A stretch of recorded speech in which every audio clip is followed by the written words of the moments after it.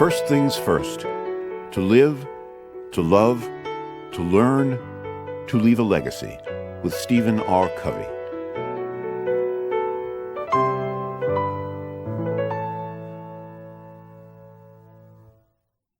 Stephen R. Covey is the founder and chairman of the Covey Leadership Center and the nonprofit Institute for Principle-Centered Leadership. In this breakthrough program, Dr. Covey applies the insights of the 7 habits of highly effective people to the conflicting daily demands with which we all struggle. Instead of using traditional time management techniques to help us cope with our lives, Dr. Covey shows us how to discover what is truly important in life and teaches us how to dedicate our energy to the goals and principles which bring inner peace and fulfillment. Here is Stephen R. Covey. I would like to begin by acknowledging that First Things First is the work of 3 people, Roger Merrill, Rebecca Merrill, and myself. Roger is a well-known leader in time management and leadership development. He's also a vice president and a founding member of the Covey Leadership Center. Rebecca has served in numerous leadership positions in community, education, and women's organizations. Together they wrote Connections, subtitled Quadrant 2 Time Management, and they raised a beautiful family. The ideas I'll be presenting in this program are the result of the synergy and the work we've done together.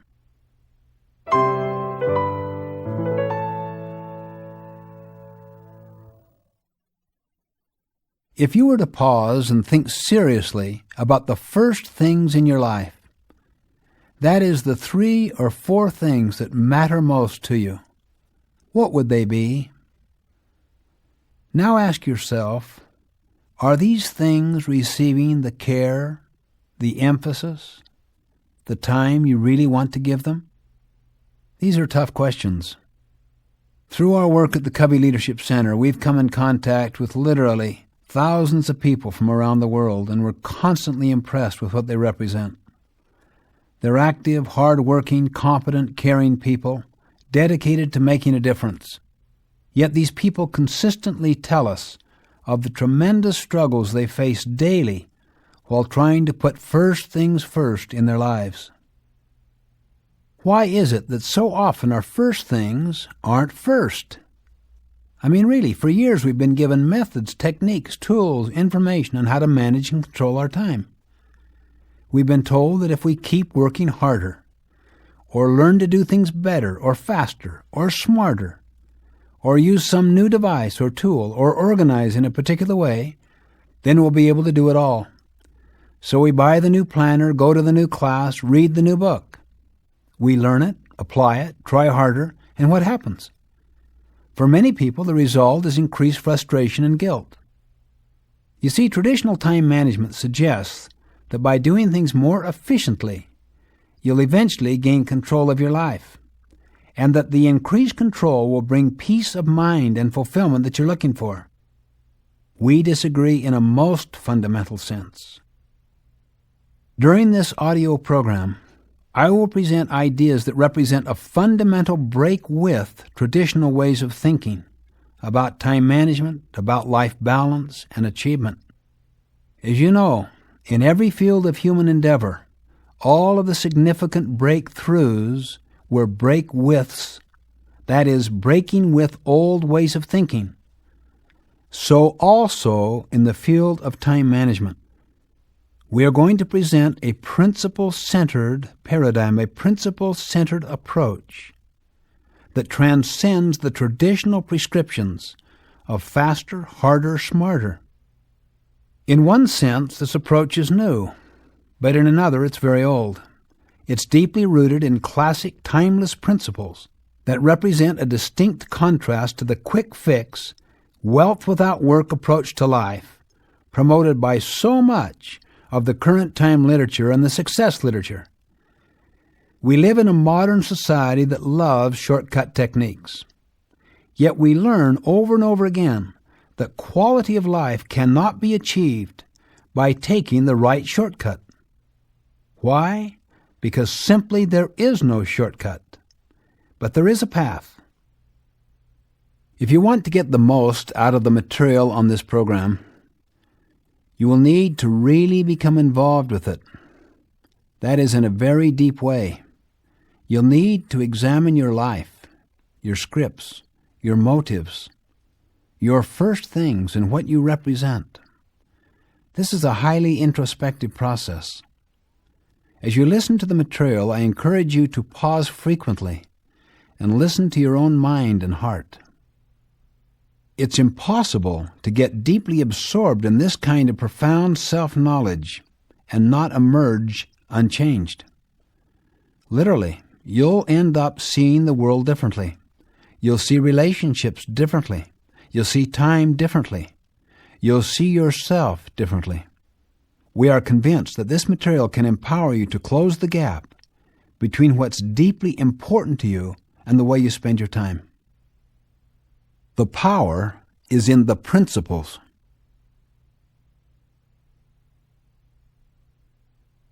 The clock and the compass. How many people on their deathbed wished they'd spent more time at the office?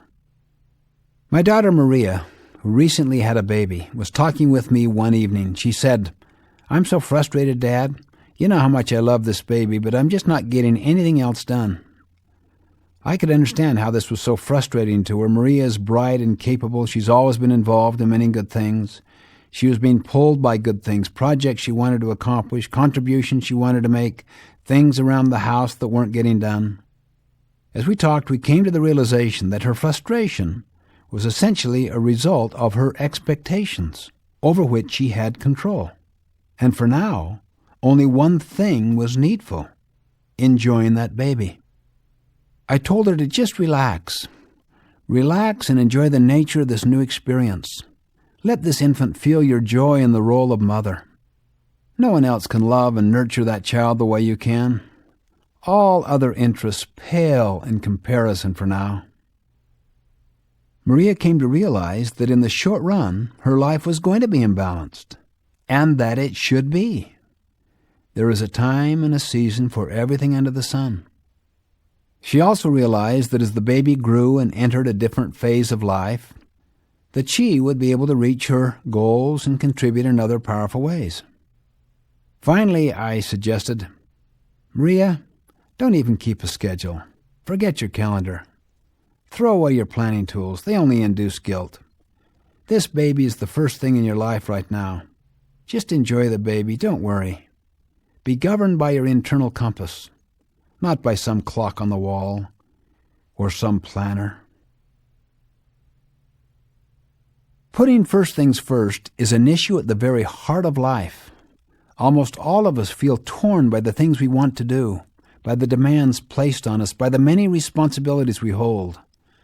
We all feel challenged by the day-to-day and moment-by-moment decisions we must make regarding the best use of our time. Decisions are easier when it's a question of good or bad. We can easily see how some ways we could spend our time are wasteful, mind-numbing, even destructive. But for most of us, the issue is not between good and bad, but between the good and the best. So often, and think deeply about this, the enemy of the best is the good. What is best for you? What unique gifts and abilities do you possess that you alone can give? What keeps you from giving those best things the time and energy you want to give them? Are too many good things getting in the way? For many people, they are. And the result is the unsettling feeling that they're not putting first things first in their lives.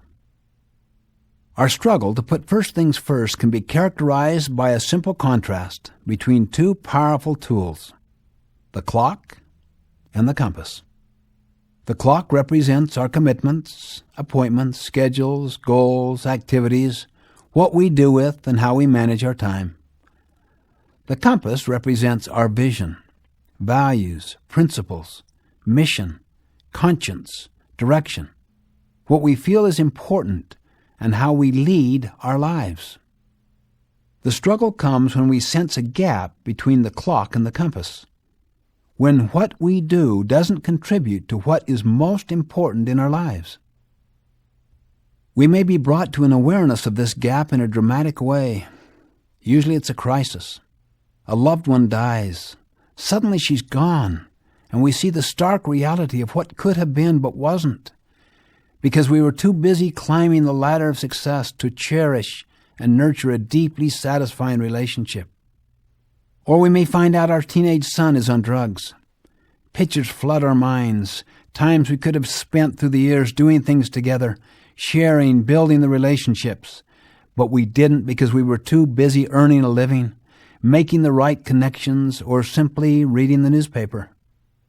Or perhaps the company's downsizing and our job's on the line. Or we're told we just have a few months to live. Or our marriage is threatened by divorce.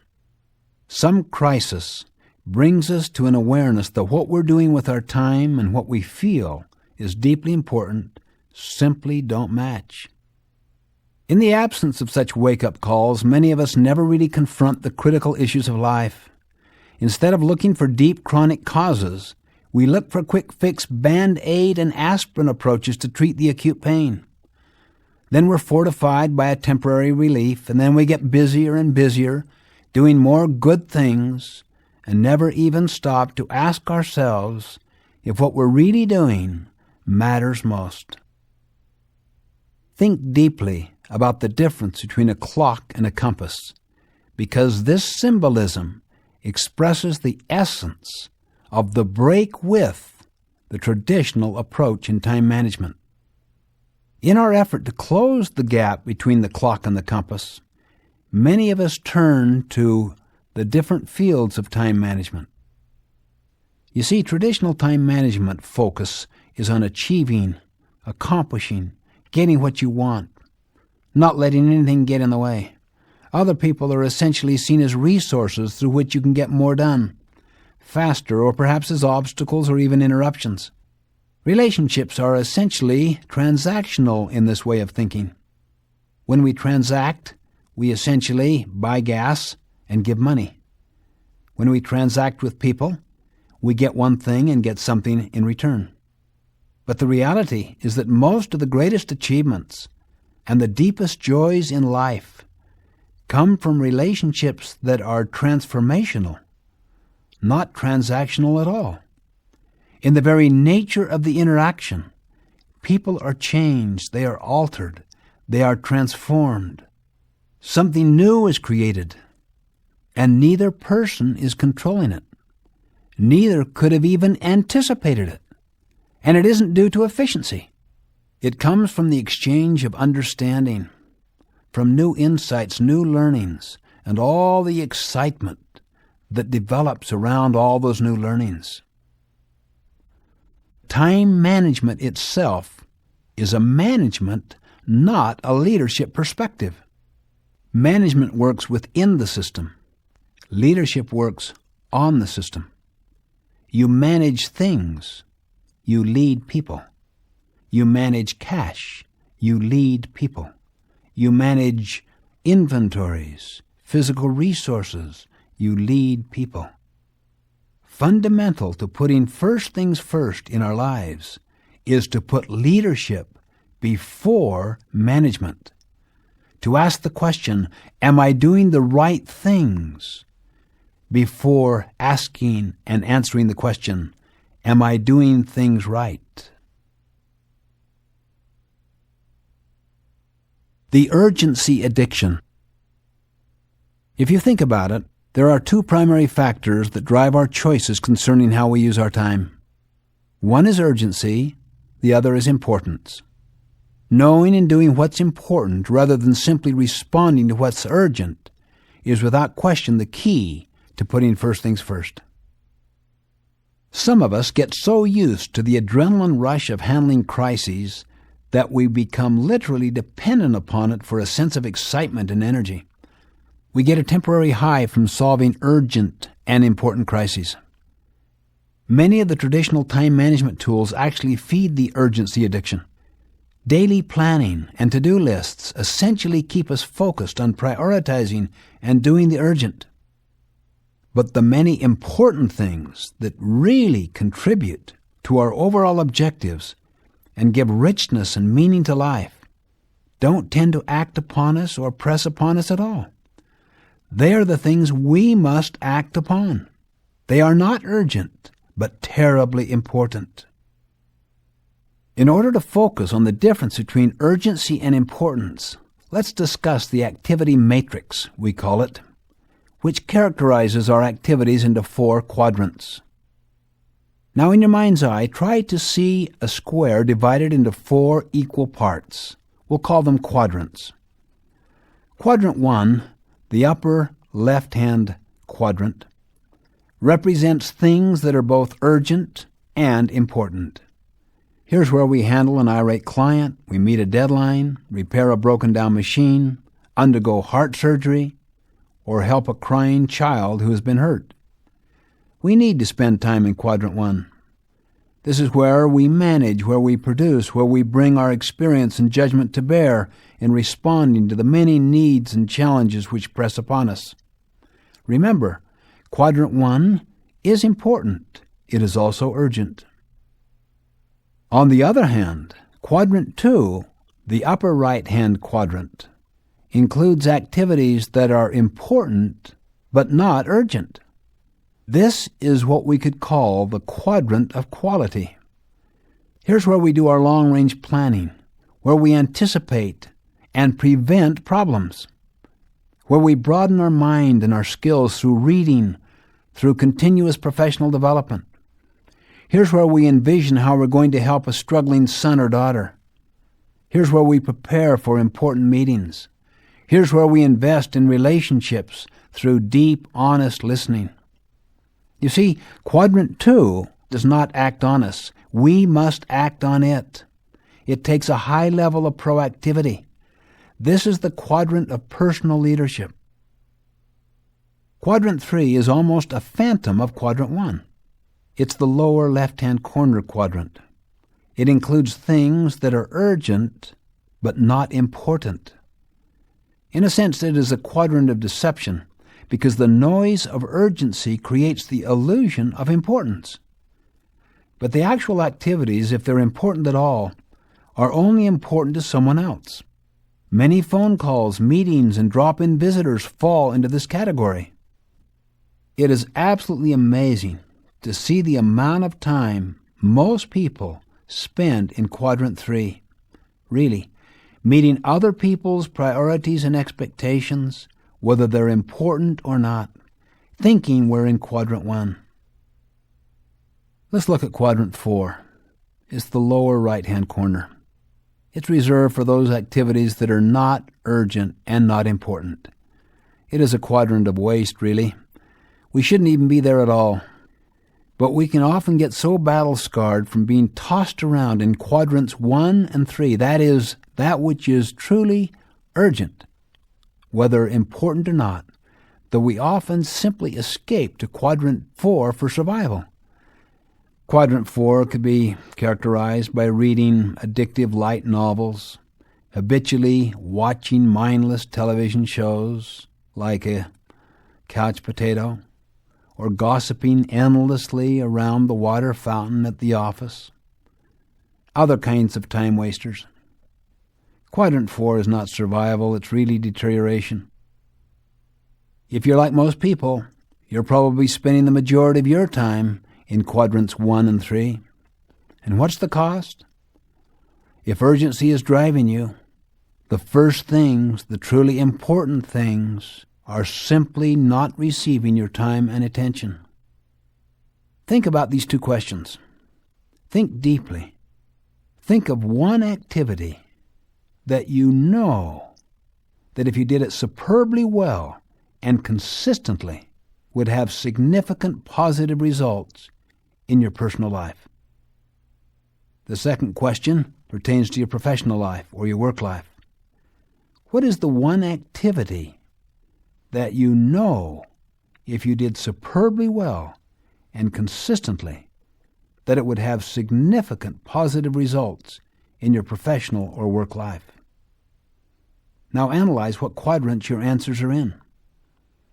You'll find that they are in Quadrant 2. They are all important but not urgent. So why aren't we doing these Quadrant 2 things? these things that are important, truly, deeply important, but not urgent, simply because they are not urgent. They aren't pressing on us. They may not be popular. They may not be proximate. They simply don't act on us. We have to act on them. As we move from urgency to importance, we encounter the fundamental question at hand. What are the first things, and how do we put them first in our lives and keep them there? Consider three fundamental ideas that empower us to answer this question. First, the fulfillment of the four human needs and capacities. Second, the reality of true north principles. And third, the capacity of the four human endowments. We're going to slowly develop each idea. The essence of the first idea, that is, the fulfillment of needs and capacities, is captured in the phrase, to live, to love, to learn, to leave a legacy. This represents the four basic needs in our life. The need to live is our physical need for such things as food, clothing, shelter, economic well-being, health, and so forth. The need to love is our social need to relate to other people, to love, to be loved, to belong, to be accepted. The need to learn is our mental need to grow, to develop, and to use those talents. And the need to leave a legacy in the use of those talents is our spiritual need. That is, to have a sense of meaning, to add value, to have a sense of purpose, of personal harmony and contribution. These needs are real and deep and highly interrelated. Some of us recognize that we have these needs, but we tend to see them as separate compartments of life. We think of balance as running from one area to another fast enough to spend time in each one on a regular basis. For example, we may see the physical need of earning a living as separate from our spiritual need to contribute to society. The work we choose to do may be monotonous, dull, and unfulfilling.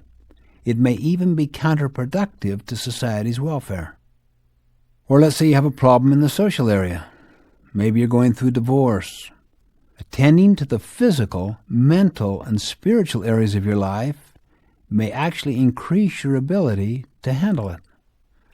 By exercising, for instance, and taking care of your health, by studying and learning more about the nature of relationships, by strengthening your sense of purpose and meaning in life, you nurture the very conditions that empower you to face the social, the relationship problem in the best possible way. Fulfilling the four needs in an integrated way is like combining elements in chemistry. When we reach a critical mass of integration, we experience spontaneous combustion, an explosion of inner synergy that ignites the fire within and gives vision, passion, and a spirit of adventure to life.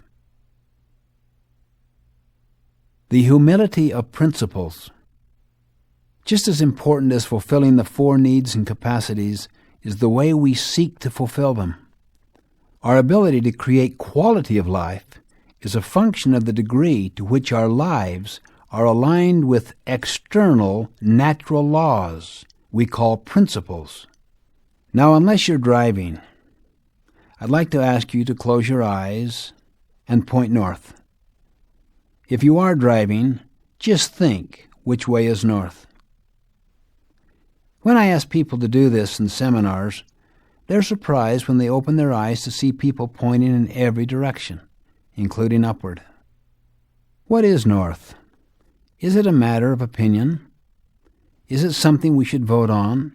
Is it subject to the democratic process? It is not a function of the democratic process at all. North is an external reality. So are these natural laws, these principles. It is absolutely independent of us. The reality of true north gives context and meaning to where we are, where we want to go, and how to get there. Without a compass or stars or a correct understanding of our location, we may have trouble locating it, but it is always there. Without getting hung up on the technicalities of true north or grid north or magnetic north, we're going to use the concept of true north as a kind of symbol, a metaphor for principles, for natural laws. Just as true north is real in the physical world, there are also timeless laws of cause and effect that operate in the world of personal effectiveness and human interaction. The collective wisdom of the ages reveals these principles as recurring themes, foundational to every great person, society, or organization, every institution. When we talk about principles, it's important to know what we aren't talking about as well as what we are. We're not talking about values. We're not talking about practices. We're also not talking about religion. What we are talking about is what I call the law of the farm. One of the best ways to understand how the external realities of natural laws or principles govern is to consider the law of the farm. In agriculture, we can see easily and agree that natural laws and principles govern the work and determine the harvest. But in social, family, and corporate cultures, we somehow think we can dismiss natural processes, cheat the system, and still win the day. And there's a great deal of evidence that seems to support that belief. For example, did you ever cram in school? Goof off during the semester, spend all night before the big test trying to cram a semester's worth of learning into your head? I'm ashamed to admit it, but I did. In fact, I crammed most of my way through undergraduate school thinking how clever I was. Then I got into graduate work, a different league altogether. I spent my first 3 or 4 months trying to cram to make up for 4 years of undergraduate cramming. I wound up in a hospital with ulcerative colitis. You see, I was trying to shortcut natural laws, and I found out that long-term you simply can't do it. And I've spent years trying to compensate for the foolishness of getting myself into a well-accepted social value system that was not tied to principles at all. Perhaps many of you learned the same lesson the hard way. Now, can you imagine cramming on the farm? Can you imagine forgetting to plant in the spring, flaking out all summer and heating it hard in the fall, ripping the soil up, throwing in the seeds, watering, cultivating, and expecting to get a bountiful harvest overnight? It's laughable. It's ludicrous. Cramming just doesn't work in a natural system. But in a social system, cramming may appear to work. That is, in the short term. You can go for the quick fixes with apparent success. But in the long run, the law of the farm governs in all arenas of life. I'm sure many of us wish now that we hadn't have crammed in school. We may have got the degree, but we didn't get the education. Eventually, we find out that there's a difference between succeeding in the social system of school and succeeding in the development of the mind, the ability to think analytically, to communicate orally and in writing, to rise above outmoded practices and solve problems in new and better ways. What about character? Can you cram and suddenly become a person of integrity, courage, and compassion?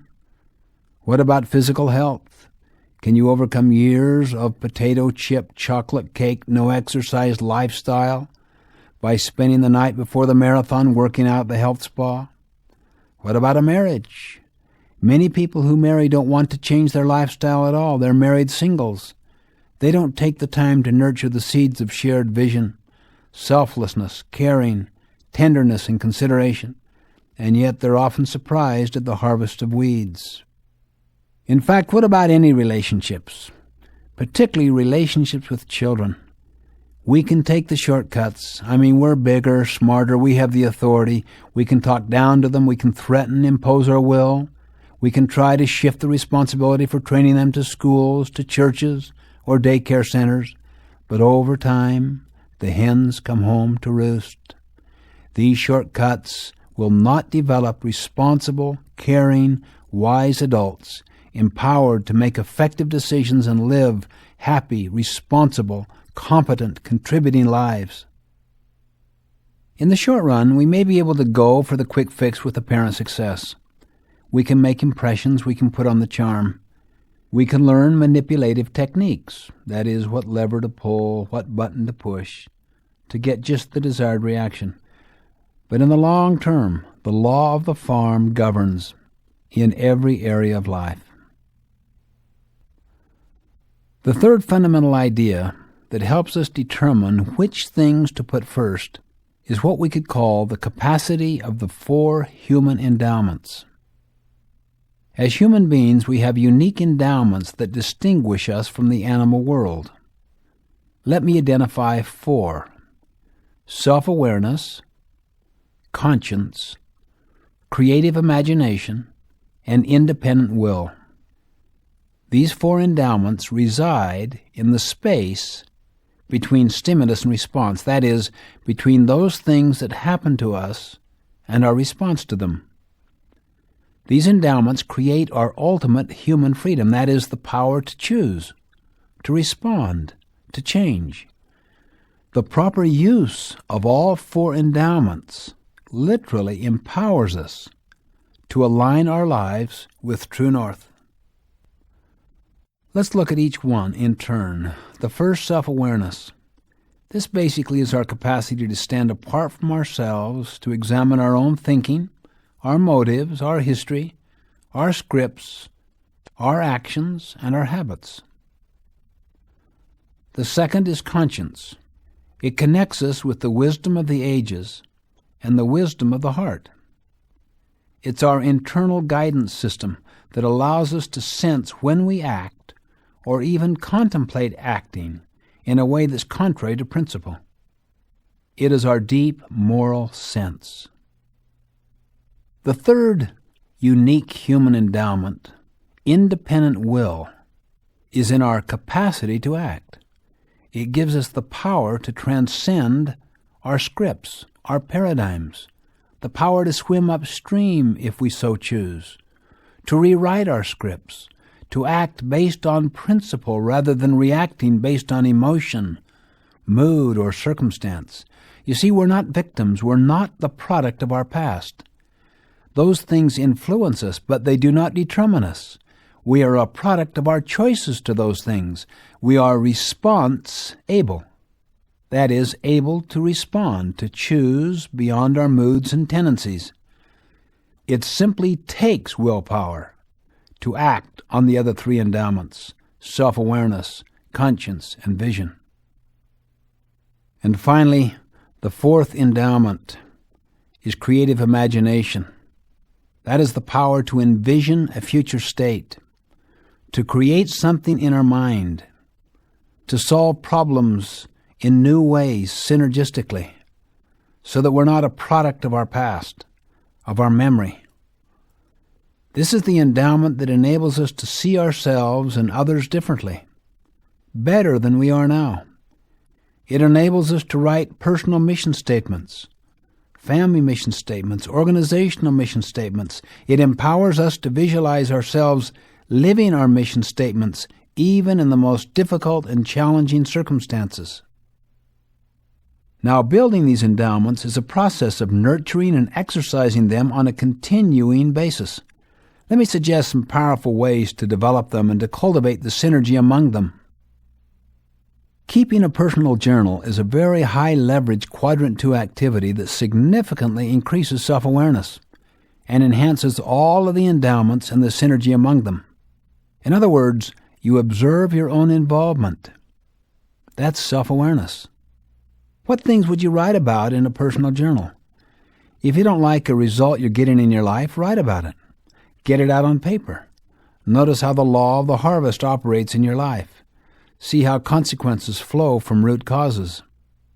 If you're not sure why you still do some things that you know are harmful or self-defeating, analyze it, process it, write it down. If your father did something that drove you nuts and you said to yourself, "When I'm a dad, I'm never going to do that," and then you find yourself doing it, write it down, look at it, observe. Doing so will help you make wise choices. Second, you can educate your conscience by learning, listening, and responding to it. The existence of the conscience is one of the most widely validated concepts in psychological, sociological, religious, and philosophical literature throughout all time. From the wisdom literature's inner voice to psychology's collective unconscious, this endowment of our conscience, this moral sense, has been recognized and addressed as a major part of human beings. We can educate our conscience in these ways. We can read and ponder over the wisdom literature of the ages to broaden our awareness of the true north principles that run as common themes throughout all time. We can stand apart from and learn from our own experiences. We can carefully observe the experiences of others. Most importantly, we can take time to be still and to listen to our deep inner voice, and then to respond to that voice, to act in harmony with that voice. The third endowment we are calling the independent will. The finest way I know to strengthen our own willpower is to learn to make and keep promises. Each time we do, we make deposits into our personal integrity account. This is a metaphor that describes the amount of trust we have in ourselves, in our ability to walk our talk. Integrity, therefore, is the opinion we have of ourselves. It's important to start small. Make and keep a promise, even if it means you're going to get up in the morning a little earlier and exercise, even if it means you aren't going to watch television tonight. Instead, to read. Be sure you don't violate that commitment, and be sure you don't overpromise and underdeliver. Build slowly until your sense of honor becomes greater than your moods. It will level out the ups and downs of your emotional life, simply because your honor is greater than your moods. One time I remember counseling with a man whose life was totally broken. It was filled with all kinds of sloppiness and flakiness. Like a flying fish that would occasionally shimmer into the sunlight, he would himself put in appearances from time to time, and then he would plow right back into a life of procrastination and selfishness, buffeted by all the urgent things that were afflicting him. I began to encourage this man to tap into his unique human endowments and to start in very small ways. I counseled, will you get up in the morning when you say you're planning to get up? Will you simply get up in the morning? He said, how is that going to affect everything else? I said, your body is the only instrument through which you operate in life. If you don't get control of your body, how can you control the expressions that come through your body and your mind? He said, I really don't know if I can. I said, do you think you could for a week? He said, yes, I think I could for a week. Will you get up at the time you decide you're planning to get up and do it for one entire week? He said, I will. I saw him a week later. Did you do it? I did. Congratulations, I said. Already your life is getting integrated at a very small level. Now what's the next thing you're going to commit to do? Little by little, this man began to make and keep commitments, promises to himself. No one else knew of his plan, but a friend and myself who were encouraging him. We began to see absolutely remarkable change. His emotional life before had been like a roller coaster.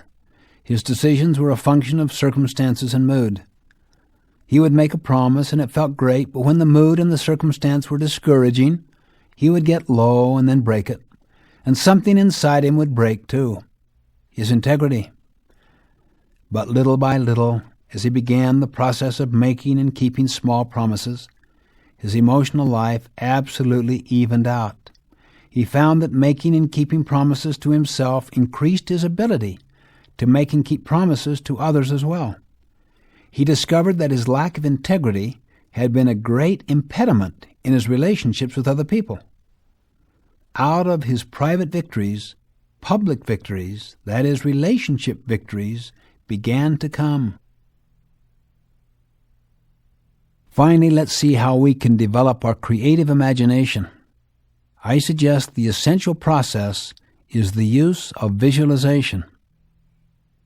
Visualization is a high-leverage mental exercise used by world-class athletes and performers.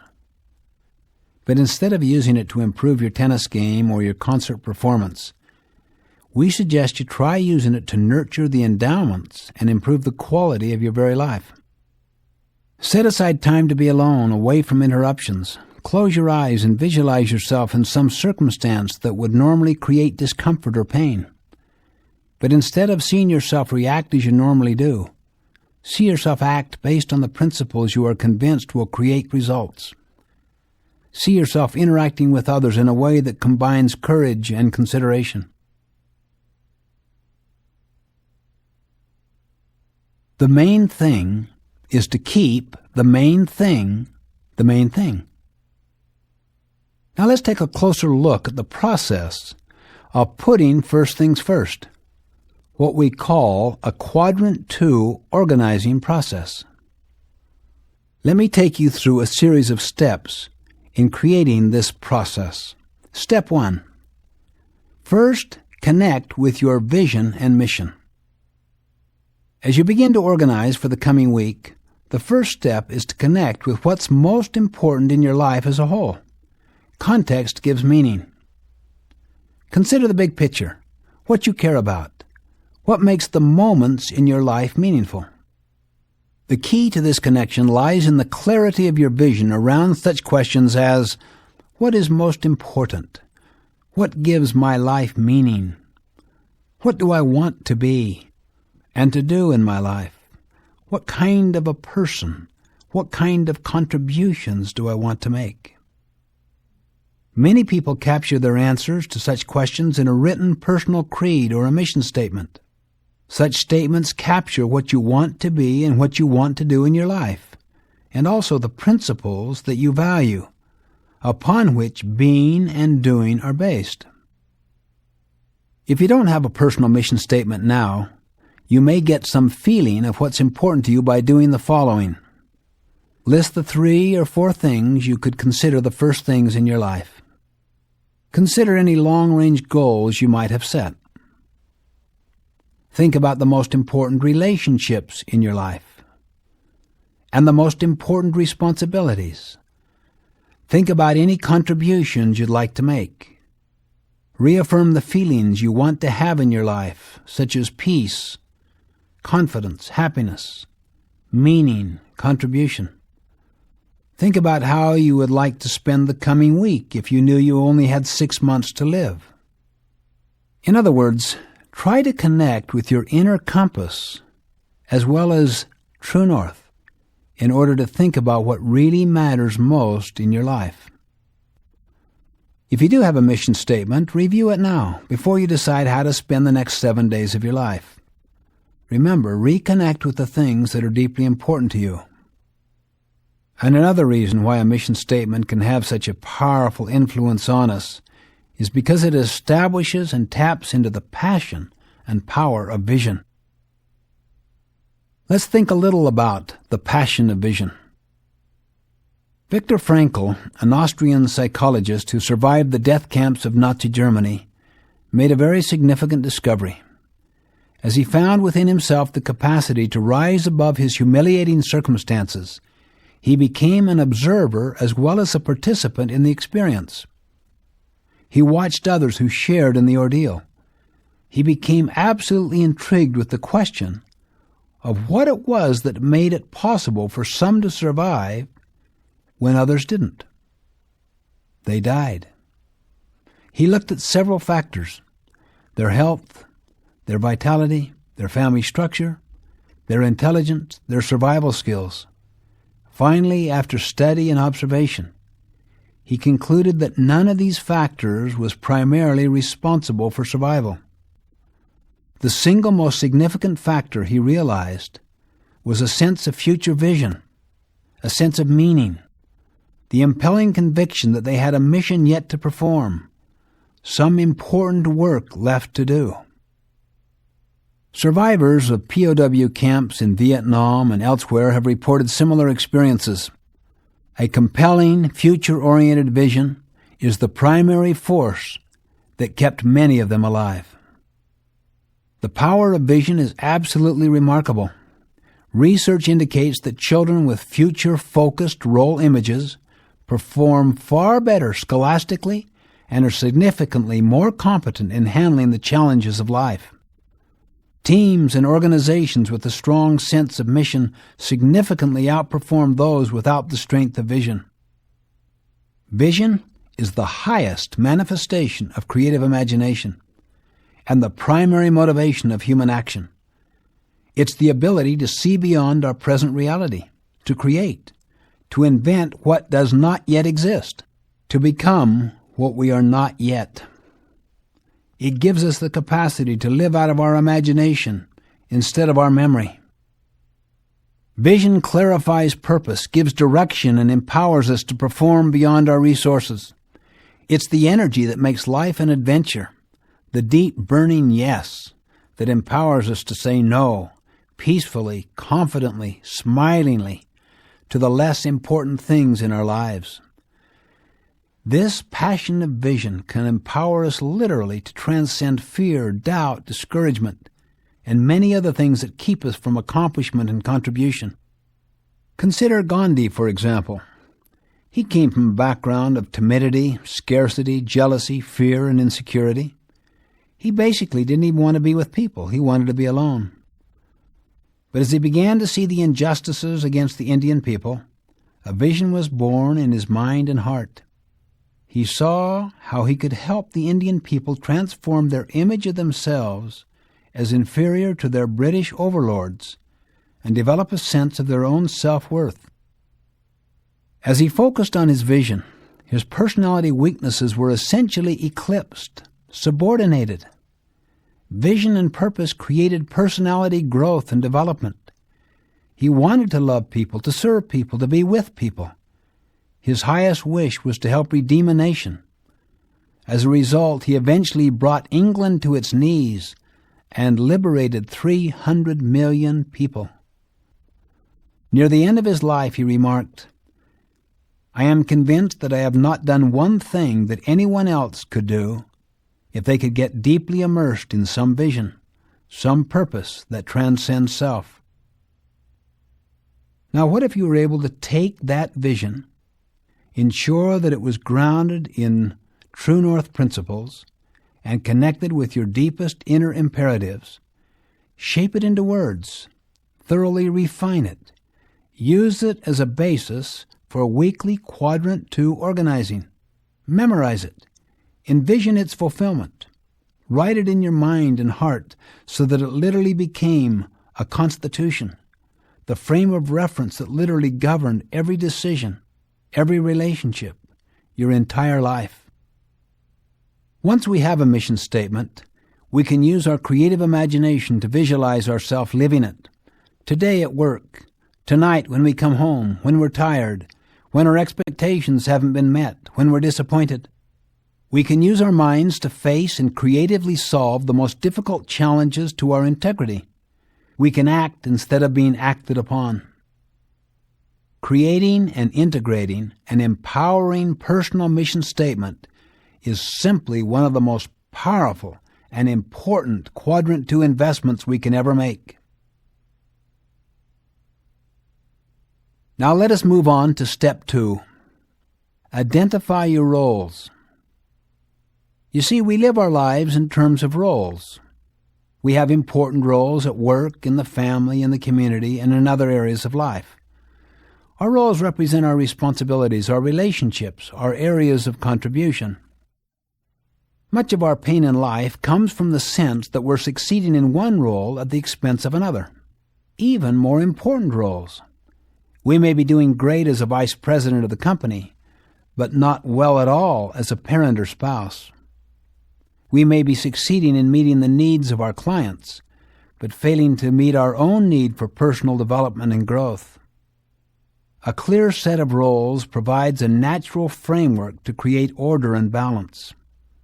Balance among roles does not simply mean that you're spending time in each role, but that these roles work together for the accomplishment of your mission. Take a moment to think about the primary roles in your life. Perhaps you may define your family role as simply family member, or you may choose to divide it into two roles, husband and father, wife and mother, or daughter and sister. Some areas of your life, such as your job, may involve several roles. You may have one role in administration, one in marketing, one in personnel, and one in long-range planning. You may also want to have one role that reflects personal development. Identifying roles gives a sense of the wholeness of a quality life, that life is more than just a job or a family or a particular relationship. It's all of these together. In addition to the roles that you've identified, I'd like to suggest a separate role called sharpen the saw. It's a role that everyone has and is foundational for success in every other role. The term sharpen the saw is a metaphor that describes the energy we invest in increasing our personal capacity in the four fundamental areas, that is, the physical, the social, the mental, and the spiritual. We often get so busy sawing, that is, producing results, that we forget to sharpen our saw, that is, to maintain or to increase our capacity to continue to produce results in the future. Some people use their sharpen the saw role for organizing weekly investment activities, such as daily exercise or personal reading. It's important to realize that all of these roles are not distinct departments of life. They form a highly interrelated whole. By identifying your roles, you're not trying to break your life down and to fit it into neat little boxes on a planning page. You're creating a variety of perspectives from which to examine your life to ensure balance and harmony. The paradigm is always one of importance, of interdependence, of relatedness, and of balance. Past time management tools focused almost entirely on prioritization, not on balance. Probably the deepest and most often expressed pain we hear in the area of time management comes from this imbalance. Really, many people feel torn and guilt-ridden in the seeming conflict. The most frequently mentioned conflict is between work and family roles, and the most often expressed pain is in relationships and the lack of personal development. People are saying, I simply can't run fast enough to touch all the bases in my life every day. Some important things in my life just aren't getting done. The faster I run, the more out of balance I feel. People often neglect their loved ones, their health, their integrity, all in the name of some other goal. Their single-minded purpose has created deep imbalance. How do we nurture this balance in our lives? Is it simply a matter of running between bases fast enough to touch them all every day? Or is there some other more effective way to see the whole situation that might create a more powerful impact on the results we're getting in our lives? Take a moment and reconsider the roles you identified just a few moments ago. How do you see these roles? Many of us in the Western world are programmed from an early age to see them as separate compartments of life. We go to different classes in school, we have separate subjects, we have separate textbooks. We get an A in biology and a C in history, and it never crosses our mind that there's any relationship between the two. We see our role at work as completely separate from our role at home, and neither as having much to do with other roles such as personal development or community service. As a result, we think in terms of either or. That's called dichotomistic thinking. We focus on one role or on another. In a very real sense, therefore, the way we see the problem is the problem. This compartmentalization is based on an illusion, and to try to live the illusion is incredibly strenuous. Gandhi once said, "A person cannot do right in one department of life whilst attempting to do wrong in another department. Life is one indivisible whole." In reality, these roles are parts of a highly interrelated whole, a living ecosystem in which each impacts every other part. This inter-role synergy saves an enormous amount of problem-solving time and energy. This synergy empowers us to develop in terms of, let's say, fulfilling a personal development goal to exercise, and your goal as a parent to build a relationship with a teenage daughter by taking that daughter out for a game of tennis. If we need to inspect a factory and train a new assistant, we can see inspecting the factory together as a way to train that assistant. Understanding this synergy helps us to transcend either-or dichotomies. A woman who chooses to have children and to be with them can transcend the painful mentality, the dichotomy of children or career. She becomes energized by the vision of her mothering role as a significant contribution to society. She develops character and competence that empower her to fulfill other roles as well. Our roles are like the branches of a living tree. They grow naturally out of a common trunk, which is our mission, and the unique fulfillment of our needs and capacities. And they grow out of common roots, the principles that give sustenance in life. Our roles become the channels through which we live, love, learn, and leave a legacy. Let us move on to step 3 in the Quadrant 2 organizing process. Remember, the first step dealt with the development of a mission statement. The second step, the development of our roles. The third step is to select Quadrant 2 goals in each role. With the framework of the roles that you've identified already, ask yourself this question. What is the most important thing I could do in this role this week to have the greatest positive impact? Consider the question again. Think of each role and ask this question. What is the most important thing I could do in this role this week to have the greatest positive impact? And remember, you look at the week through the context of the longer-term vision and your mission statement. Now, as you pause to consider the question, consult the wisdom of your heart as well as your mind. What do you feel would make a significant difference in each role? What about your role as a spouse, as a friend, as an employee? Listen to your conscience. Use your compass instead of the clock. Focus on importance rather than urgency. In the sharpen the saw area, physical goals might include regular exercise or proper diet. In the spiritual area, you might choose meditation, prayer, or the study of inspiring literature. You'll probably be aware of several goals you could set in each role, but you may feel, based on your own inner compass, that you should not set goals in every role this week, but rather focus on just one goal. The Quadrant 2 process allows for that flexibility and encourages you to use your compass in determining what's most important for you to do. All of this represents the power of goals.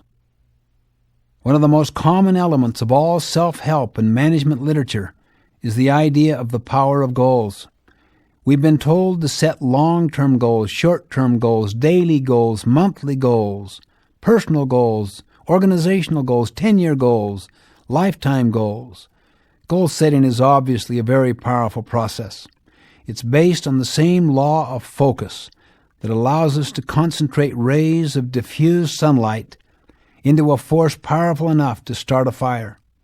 It's the manifestation of creative imagination and independent will. It's a common denominator of successful individuals and organizations. But without principles, goals will never have the power to produce quality of life results. You can want to do the right thing, and you can even want to do it for the right reasons. But if you don't apply the right principles, you will still hit a wall.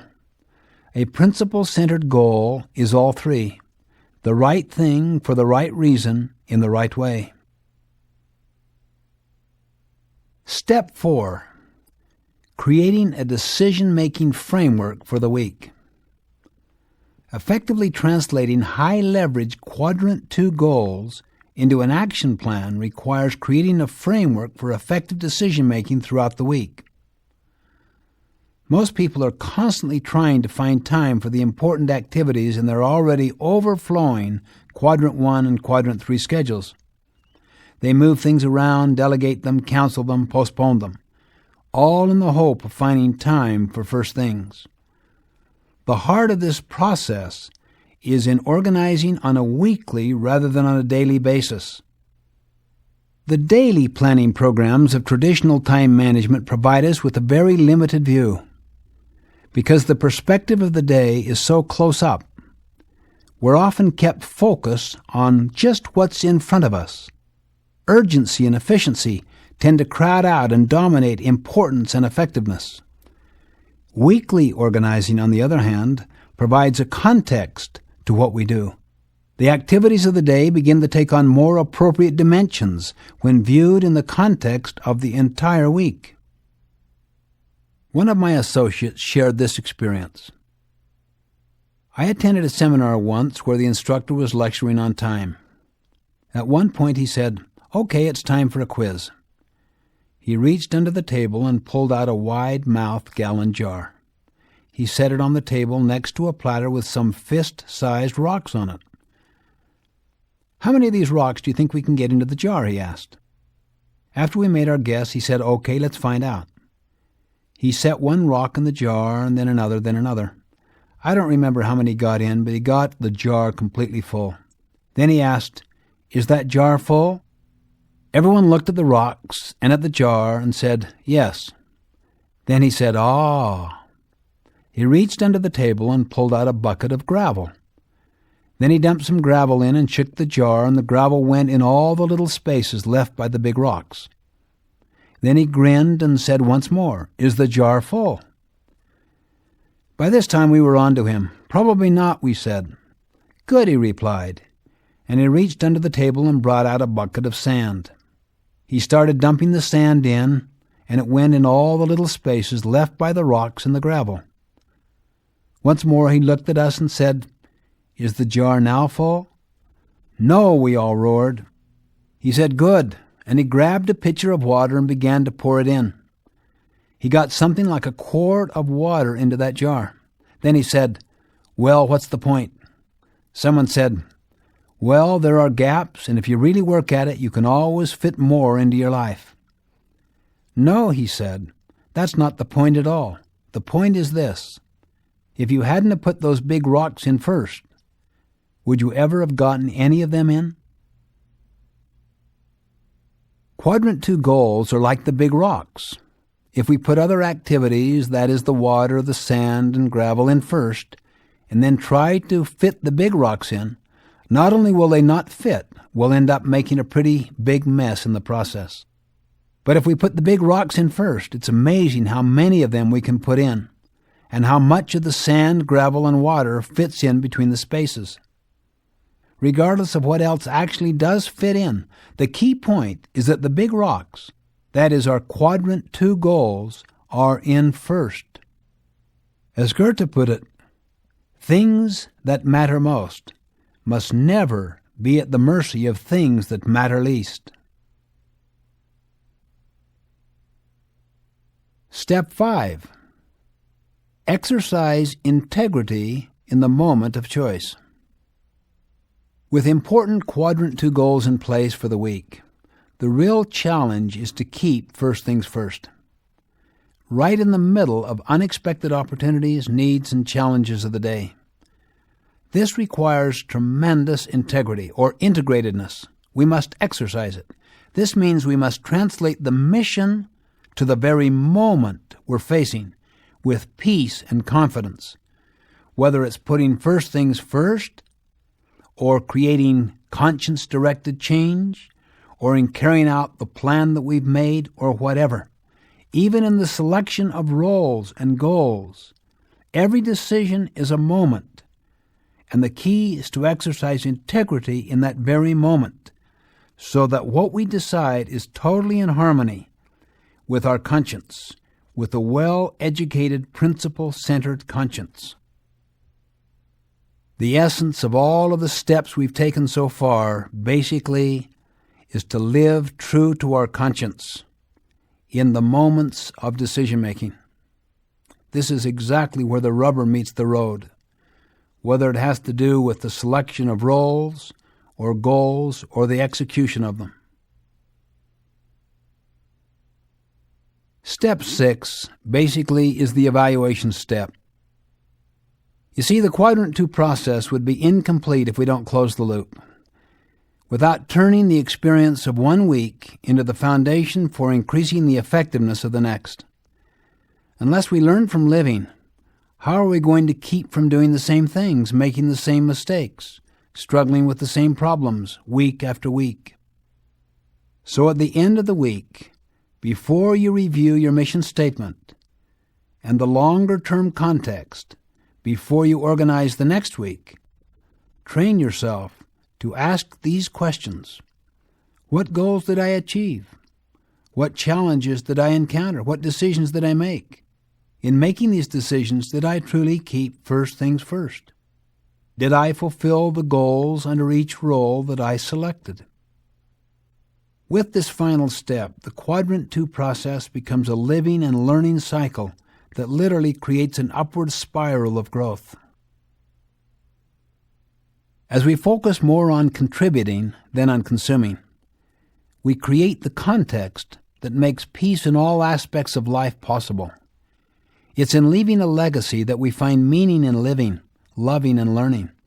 We are not laws unto ourselves, and the more we begin to value principles and people, the greater will be our peace. Becoming principle-centered is just that, becoming. It's not arriving. It's a lifetime quest. As I conclude this audio program on First Things First, the spirit that fills my mind and heart is one of reverence. I feel a deep reverence for people.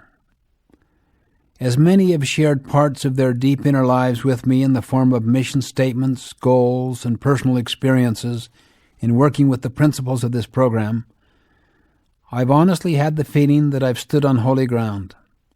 My mind has been drawn to cultures in the world where people greet others with palms pressed together and a slight bow in acknowledgement of that reverence for the nobility of the human soul, for that spark of divinity within us all. I feel a sense of reverence also for principles themselves, my own experience in living in harmony with them, and also, frankly, in violating them, has given me a deep and abiding respect for their reality, and a conviction that quality of life absolutely depends on the degree to which we align our lives with true north. Above all, I feel a sense of reverence for God, whom I believe to be the source of both principles and conscience. It is my own conviction that it is the spark of divinity within each of us that draws us toward principle-centered lives of service and contribution and integrity. But I also recognize and revere the diversity of belief manifest in my own organization and also throughout the entire world by people of conscience and contribution. As one of the early pioneers of the American West, Bryant S. Hinckley said, "Service is the virtue that distinguishes the great of all times and which they will be remembered by. It places a mark of nobility upon its disciples.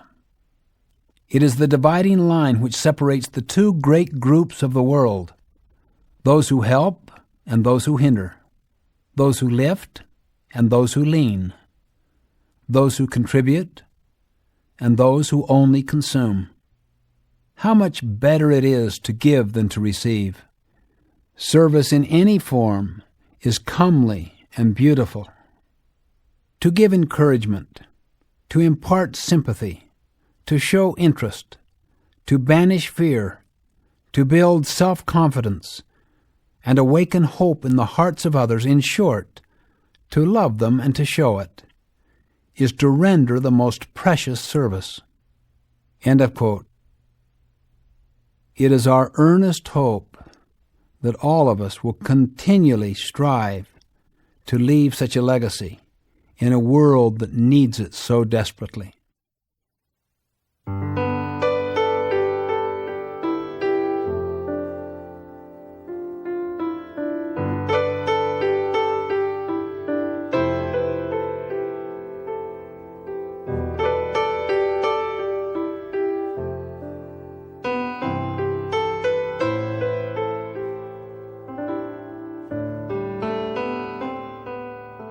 First Things First was written by Stephen R. Covey, A. Roger Merrill, and Rebecca R. Merrill.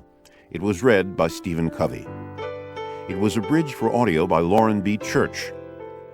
Editing and post-production by Dave Levan of Norwood Productions. The associate producer was Linda Woolman. First Things First was produced and directed by Susan Perrin-Totland. This has been a presentation of Simon & Schuster Audio.